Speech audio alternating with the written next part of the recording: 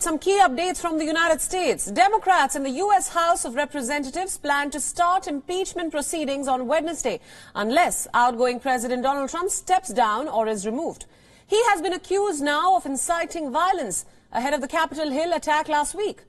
U.S. Vice President Mike Pence has been requested to invoke the 25th Amendment, and if he does not respond to this request, Democrats will take matter into their own hands and initiate the impeachment procedure. And with this move, Donald Trump would become the first president in U.S. history to be impeached not once but twice.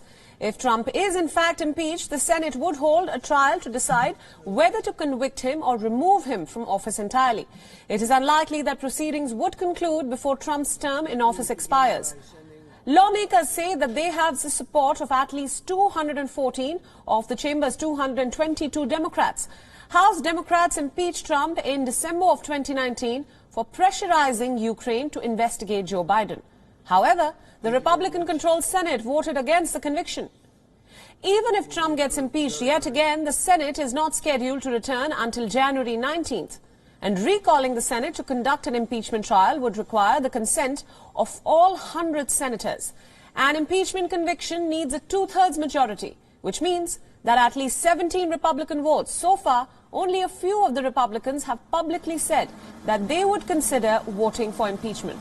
A conviction could lead the Senate to bar Donald Trump from holding public office ever again. Meanwhile, Trump and Pence reportedly met on Monday evening in the Oval Office, and this was, in fact, their first encounter since last week's assault on the U.S. Capitol. Officials said that the two had a good conversation and that they reiterated that those who broke the law and stormed the Capitol building last week do not represent the country. Meanwhile, Washington remains on high alert ahead of Biden's presidential inauguration on January 20th. The National Guard has been authorized to deploy some 15,000 troops for the event, and tourists have been barred from visiting the Washington Monument due to threats of more violence from Trump's loyalists. In fact, in a startling warning, the FBI has now said that armed protests are being in fact planned in Washington ahead of the inauguration of Joe Biden.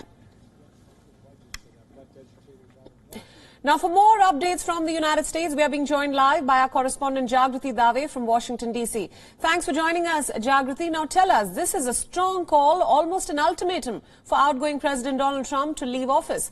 House Democrats formally introduced their resolution to impeach the president, charging him with incitement of insurrection for his role in the Capitol riots, of course. So tell us more about the likelihood of him getting impeached at this point.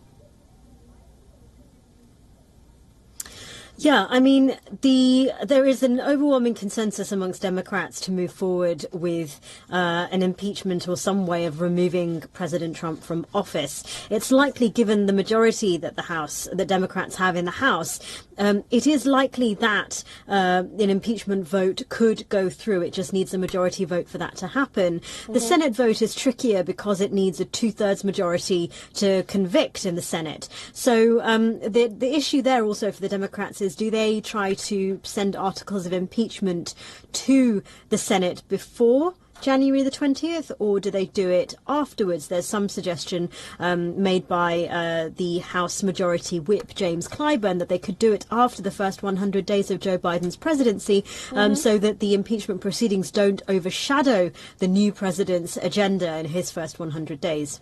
Right. Now, Jagriti, another high-profile resignation. Chad Wolf is resigning as the acting Secretary of Homeland Security.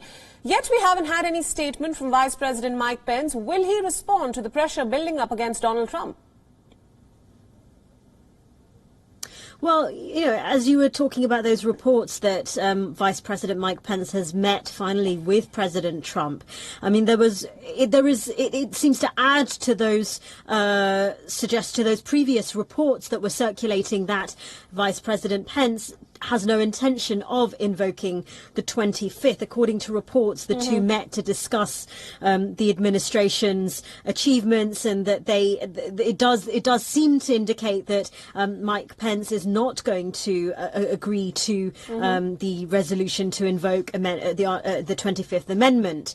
But there is huge amounts of pressure building in order to do something, which clearly the Democrats are responding to. Chad Wolf's resignation is just the latest in a spate of high-profile resignations. This one is particularly extraordinary because he's in charge of handling security for Joe Biden's inauguration, and he has left that duty 9 days before that event is due to take place. Now, in an alarming warning, the FBI has received information indicating that armed protests are being planned in all 50 state capitals and the U.S. capital in Washington, D.C. in the days leading up to Joe Biden's inauguration. So tell us more about the security measures being taken as of now.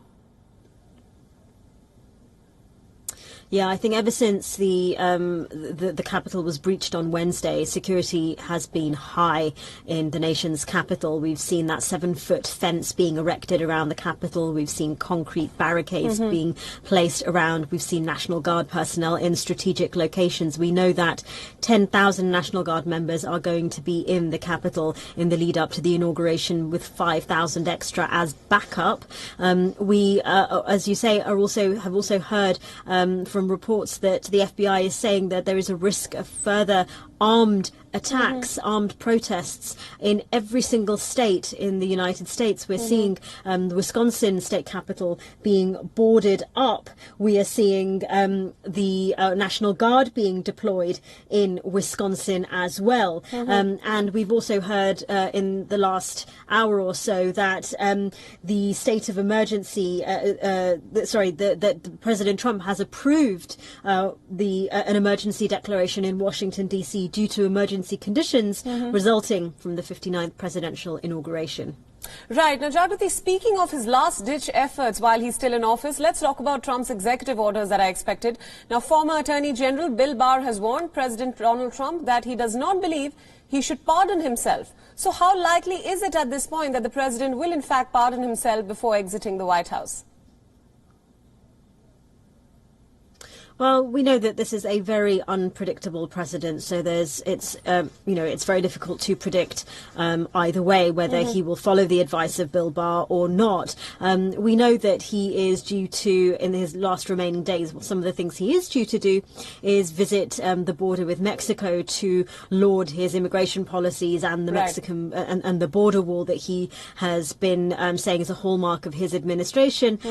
We are expecting more pardons. We are expecting perhaps some retaliation against the tech giants for barring him from their platform. So those are some of the things that we could expect in the last remaining days of his presidency.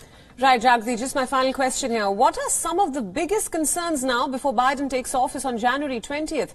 Is there a fear and panic in the United States that more riots and violence could take place? Well, yes, as we've just been discussing, the fact of the heightened security in Washington, D.C. and in other state capitals the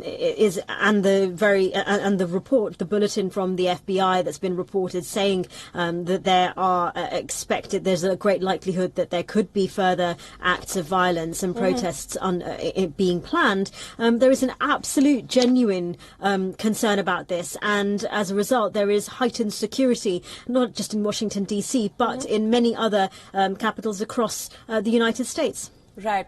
All right, Jagriti, thank you so much for all your inputs and thank you for joining us on this broadcast.